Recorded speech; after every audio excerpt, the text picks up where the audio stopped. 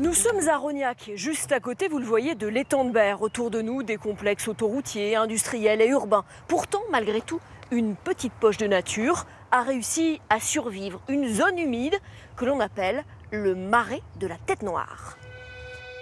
17 hectares de zone sauvage, parcourus par 3 petits cours d'eau et bordés donc par l'étang de Berre. Aujourd'hui, une association de bénévoles, Nostamar, est en charge de le faire connaître. Emeline Poujolas en est la vice-présidente. Emeline, en 2008, c'est le Conservatoire du littoral qui a racheté en partie ces terres. Et depuis une dizaine d'années, depuis 10 ans même, votre association s'occupe de restaurer cette zone humide. Oui. Pourquoi est-ce qu'elle est importante, cette zone ? Parce qu'elle a un rôle vraiment écologique. Elle abrite énormément de biodiversité avec tout un type de biotopes différents en fonction de la zone. Et du coup, c'est un peu le berceau des espèces. Et aujourd'hui, nous, notre travail, c'est de sensibiliser la population, impliquer les citoyens, en particulier les Rognacais et Rognacaises, pour leur faire connaître ce site, l'enjeu majeur qu'on a en termes d'écologie, et aussi redonner un peu son blason perdu et rappeler son histoire.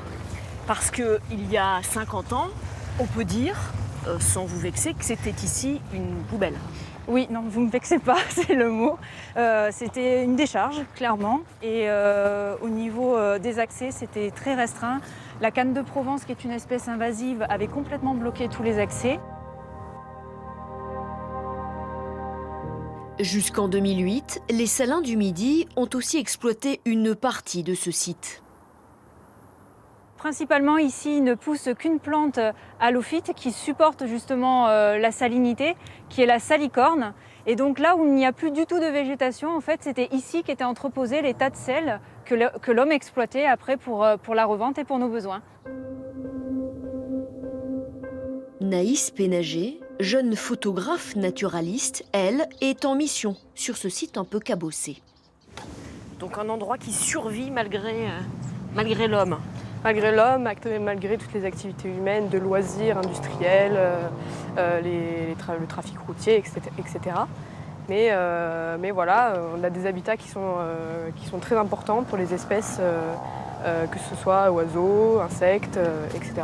On a un petit endroit pour regarder, vas-y, installe-toi là, moi je vais me mettre là, et là normalement, parfois, on peut voir des choses. Oui. Alors là, on peut observer plein d'habitats aquatiques différents. On a l'étang de Berre, qui est une très grande étendue d'eau saumâtre. On a des mares temporaires et on a des petits ruisseaux à courant lent.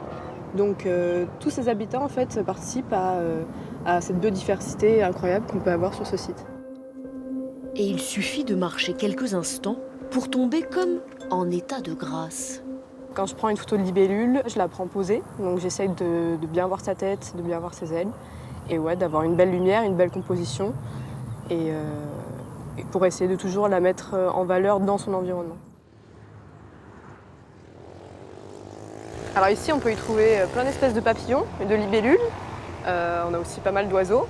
Mais c'est vrai que ça engendre quand même un dérangement assez important, ces bruits de karting, notamment parce que les oiseaux qui s'expriment par le chant ont du mal à s'entendre. Donc ils vont par exemple chanter plus tôt ou plus tard, plus longtemps, et ça peut causer des problèmes de communication. Je vais essayer d'attraper une libellule. Naïs est en charge d'un inventaire des libellules. J'ai eu. Lorsqu'elle ne les reconnaît pas, il faut les attraper pour les identifier. Donc tu la tiens par les ailes, ouais. Je la tiens par les ailes parce qu'en fait c'est la partie qui est la plus solide de son corps. Donc c'est un mâle. Là on voit juste au-dessus de mon ongle qu'il y a un petit hameçon qui lui sert à tenir donc, le bout de l'abdomen de la femelle pour se reproduire et former un cœur copulatoire, ça s'appelle. Comme c'est romantique. C'est romantique. J'aime beaucoup on appelle ça un taxon. J'aime beaucoup ce taxon parce que en fait, ce sont des prédatrices qui ont une vue remarquable et une capacité de vol incroyable. Physiquement, elles sont très belles en plus. Alors chaque jour, la jeune femme couche sur sa pellicule les ailes translucides de ses odonates et celles plumées des autres habitants du marais. Une photo, ça peut tout changer. Alors une photo, c'est vrai que ça va éveiller le regard des gens sur ce qu'on a en fait à nos pieds. Et c'est important en fait de rappeler aux gens que il n'y a pas besoin en fait d'aller dans des pays exotiques, en Amazonie, en Afrique ou même en Asie, pour voir en fait des espèces qui sont incroyables. Et alors évidemment, ça ne veut pas dire qu'on ne peut pas partir ailleurs, mais de se rendre compte déjà de ce qu'on a, c'est important. Et quand tu te trouves dans un espace comme celui-ci, qu'est-ce que tu te dis? Je me dis qu'il y a encore des endroits sauvages qui existent et qu'il faut les protéger parce qu'ils sont importants. Et heureusement, aujourd'hui, on commence à avoir les esprits qui se réveillent sur ça et des choses qui sont faites pour protéger ce qui nous entoure. Parce que sans la nature, on ne peut pas vivre en fait. Parce que la nature et l'environnement nous rendent des services écosystémiques. Et sans elles, ce serait impossible. Le marais de la Tête Noire est accessible à tous, gratuitement évidemment.